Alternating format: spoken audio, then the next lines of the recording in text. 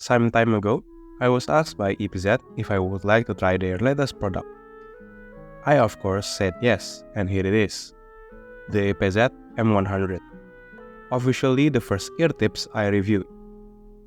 Since I am rather new to reviewing eartips, I would like to ask for suggestions about what I should talk about when discussing eartips. Let me know in the comment section. The EPZ M100 is sent as a review unit from EPZ. However, they do not have any say on my review, and they are hearing my thoughts and opinion the same time as you are. This review is 100% my own thoughts and experience with the EPZ M100. Even though these units are gifted, I will try my best to give you my unbiased thoughts on them. The EPZ M100 is made of soft silicone. It has a pretty malleable and sticky feel to them. Not quite sure if they have a wide or narrow bore, as I think they are just normal bore. Perhaps compared to some other eartips, they are wide, and compared to other, they are quite narrow. Depends on what you are comparing them to. The EPZ M100 is quite long and perhaps larger compared to your usual size. The soft material also made them quite easy to put on, from huge nozzles to small nozzles. Perhaps on the smaller nozzle, they may slip out easily, but since I barely have any IEMs that have small nozzles, I cannot say much on this. The EB XF Audio Project Case is perhaps my favorite IEM under $300. The fitment of the Project Ace can be a little bit iffy at first, but finding the best eartips for you is quite important with the Ace. When I tried putting them on, the Ace looked 10 times fancier. Perhaps it resembles the soft ears UC eartips. The fitment, however, is where it shines the most. When I paired the M100 with the Ace, the fitment became way better, and the sticky nature of the M100 made the Ace way more secure in my ears. Perhaps it is quite a bit out there, but I also think that the M100 may have boosted the vocal and upper mid performance of the Project Ace, making the vocals stand out a little bit more compared to the stock eartips. The fitment of the doo-doo for me is quite uncomfortable, as the body is quite huge.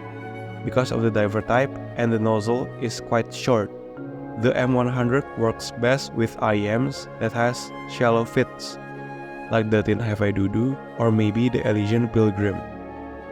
Perhaps I'm just imagining this, but the first time I tried the M100 with the Tin Hi-Fi Doo-Doo, the sound of the doo-doo became a little more fatiguing and the vocal region might be a little bit more forward.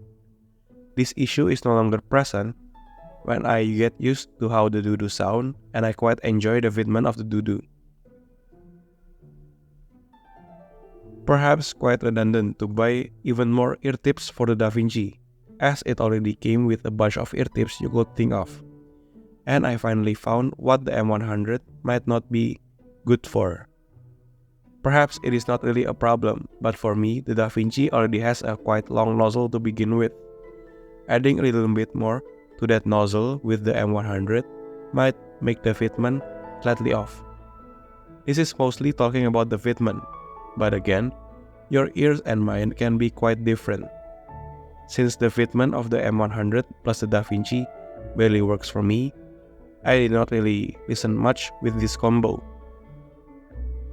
Another similar experience to the DaVinci, as the data already fit so deep. The extra length of the M100 may break the already comfortable fit of the Project M. But I cannot lie, the looks of clear eartips with the Dita Project M is something else.